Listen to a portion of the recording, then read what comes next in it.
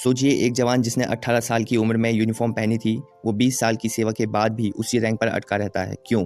क्योंकि सीएपीएफ में प्रमोशन सिर्फ मेहनत से नहीं, कुछ सिस्टम की देरी से भी होता है।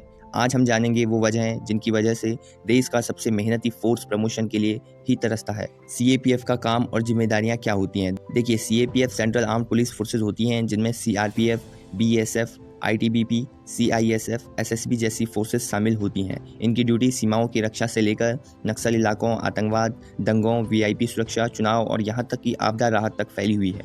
इन जवानों का काम सिर्फ बंदूक उठाना नहीं, पूरे देश में लॉ एंड ऑर्डर को बनाए रखना भी है। लेकिन जब प्रमोशन की बात आती है तो यही जवान पीछे छूट जाते हैं। अब बात करते हैं प्रमोशन की असली प्रोसेस होती क्या है। देखिए, सीएपीएफ में प्रमोशन की प्रक्रिया सीनियरिटी और वैकेंसीज पर डिपेंड होती हैं।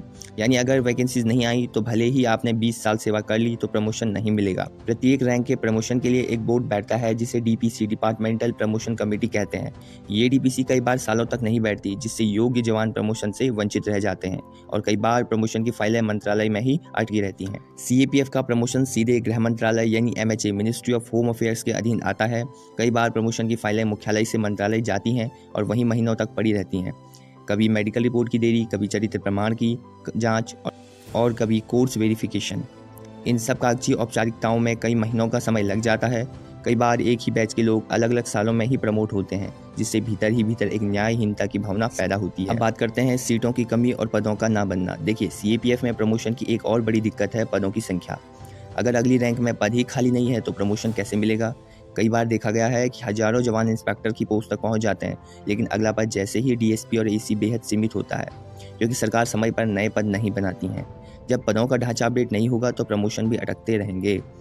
जब एक जवान अपने 15 से 20 साल की सेवा के बाद भी तरक्की ना देखे तो उसका मनोबल गिरना स्वाभाविक है। वो खुद को सिस्टम से टूटा हुआ महसूस करता है।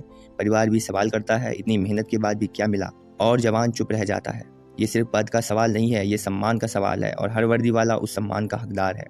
अब इसका सलूशन क्या हो सकता है? देखिए, प्रत्येक वर्ष अनिवार्य रूप से डीपीसी करवाना चाहिए, नए पदों का सृजन करना और ढांचा अपग्रेड करना चाहिए, कागजी प्रक्रियाओं को डिजिटल करना ताकि फाइलें ना अटकें और जवानों के मनोबल को समय पर तरक्की देकर बढ़ाना चाहिए। देश की रक्षा करने वालों को अगर अपने हक के लिए लड़ना पड़े तो ये एक सोचने वाली बात है। समय आ गया है कि अब हम सिर्फ उन्हें जय जवान कहने से आगे ना बढ़ें, बल्कि उन्हें वो सम्मान दें जो वाकई में डिजर्व करते हैं। अगर आपको वीडियो अच्छी लगी हो तो प्लीज़ वीडियो को लाइक और चैनल को सब्सक्राइब ज़रूर कीजिए। मिलते हैं इसी वीडियो में, तब तक अपना ख्याल रखिए। जय हिंद, जय भारत।